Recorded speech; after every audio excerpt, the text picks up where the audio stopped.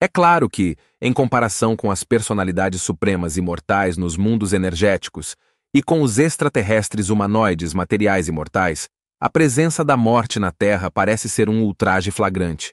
E uma pessoa constantemente faz a pergunta: quando há tantos seres eternos ao meu redor no universo, e eu próprio ainda não sou eterno, pergunta-se tristemente por que tanta injustiça, por que é que eu tenho de morrer? E Deus, através de contatos, nos deu a resposta a essa pergunta. Ele desceu até o povo para responder a muitas das suas perguntas. No final do século XX, foi-nos dado a conhecer que a alma humana também é feita de matéria eterna e indestrutível e, portanto, é eterna. Na forma humana, existe uma união surpreendente de um corpo material mortal e uma alma imaterial imortal.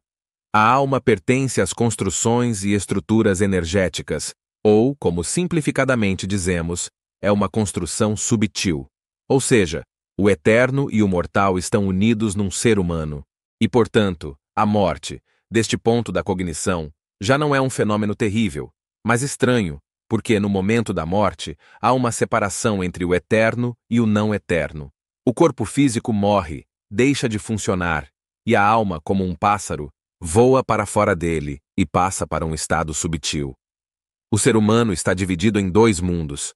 Uma das suas estruturas, o corpo material, permanece no mundo físico, e a outra estrutura, a alma, passa para o mundo em que foi criada.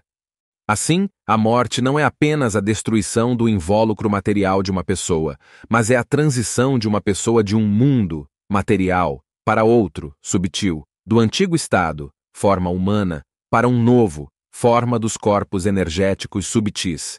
E o facto de que esta é realmente uma transição é confirmado por muitos estudos realizados por médicos, cientistas de diferentes países e pessoas que estiveram em estado de morte clínica. Os cientistas usam dispositivos especiais para detectar as emissões de leptões no momento da morte de uma pessoa, ou seja, detectam uma potente libertação de radiação especial. As câmaras filmam fotos de nuvens leves que voam para fora de um cadáver, e as pessoas que retornaram do outro mundo contam o que viram do outro lado da existência, ou seja, no mundo subtil. E é simplesmente impossível não acreditar em todos estes factos. Apenas um materialista inveterado é incapaz de juntar tudo isto para acreditar que a morte é um fenômeno temporário na existência da alma.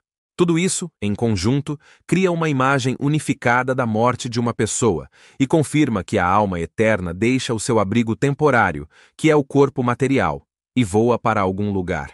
E para onde? Dir-lhe-emos mais tarde. Isto também prova que, com a morte, a personalidade de uma pessoa como o seu próprio eu não morre, não desaparece para sempre. Ela permanece e passa para o mundo subtil em outra forma de existência. Agora consideremos a causa da morte. O que é que impede uma pessoa de se tornar eterna, a não ser a matéria baixa e em decomposição? Por que é que um ser humano tem uma vida curta e morre? Não é possível viver pelo menos 1000 anos ou, melhor ainda, 3000? O que é que o impede? Por mais estranho que possa parecer para muitos, a principal razão para a presença da morte num ser humano é a sua incapacidade de se desenvolver corretamente. Nenhuma das pessoas, nem mesmo os acadêmicos, compreendem como se desenvolver infinitamente de acordo com as leis do universo. Afinal, mesmo qualquer acadêmico, ao atingir o topo de um conhecimento, fixa-se nele, começa a rejeitar todo o resto e não se esforça por mais nada, ou seja, chega a um beco sem saída do conhecimento. Mas a cognição também deve ser infinita na vida eterna, caso contrário, haverá uma estagnação absoluta e uma violação do fluxo eterno da vida. O eterno está em constante movimento, por isso nada pode parar nele. Tem o direito apenas de passar de uma forma de desenvolvimento para outra. Assim, parar um acadêmico no desenvolvimento de uma coisa já é uma forma de degradação. Uma pessoa não sabe para onde avançar no aperfeiçoamento e não quer avançar, porque é difícil começar a aprender algo novo a partir do básico. Mas se um acadêmico não sabe como se desenvolver corretamente, tendo uma alma eterna, então uma pessoa comum fica ainda mais inconsciente disso. Ela geralmente vive um dia de cada vez. A vida eterna exige que todas as construções dentro de uma pessoa ocorram corretamente. Na verdade, ela comete muitos erros, o que significa que constrói a matriz da sua alma de forma incorreta. Se uma pessoa compreendesse como viver corretamente e em qualquer situação da vida agisse como é desejado pelos superiores, então o aperfeiçoamento da sua alma ocorreria de forma ascendente e a construção das células matriciais prosseguiria de forma regular.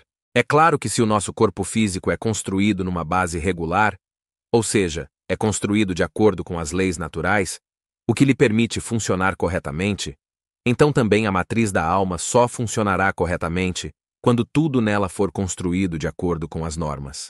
Se um rim estiver danificado no corpo material de uma pessoa, ou se houver um defeito nos pulmões, o indivíduo sente imediatamente como é difícil para ele viver. O mesmo acontece nas estruturas subtis. Portanto, tudo deve ser construído de acordo com as leis naturais, e as construções na alma são realizadas através das ações humanas. Por isso, quando um indivíduo comete muitos erros, pecados, a sua alma não pode ser construída corretamente, ela acumula muitas energias sujas, e os superiores não podem deixar uma alma assim entrar na evolução eterna. É por esta razão, ou seja, devido às construções incorretas feitas nas construções subtis de um ser humano, que os mestres superiores têm de interromper a vida com a morte e corrigir todas as construções incorretas na alma, ou melhor, remover tudo o que está incorreto, limpar as construções subtis da alma. Ou seja, aquela alma precisará de um novo corpo para poder continuar sua evolução aqui na Terra ou em qualquer outro planeta onde ela ganhará um novo corpo. Autoras: Larissa Seklitova, Lyudmila Strelnikova. O livro Alma e os Mistérios da Sua Estrutura.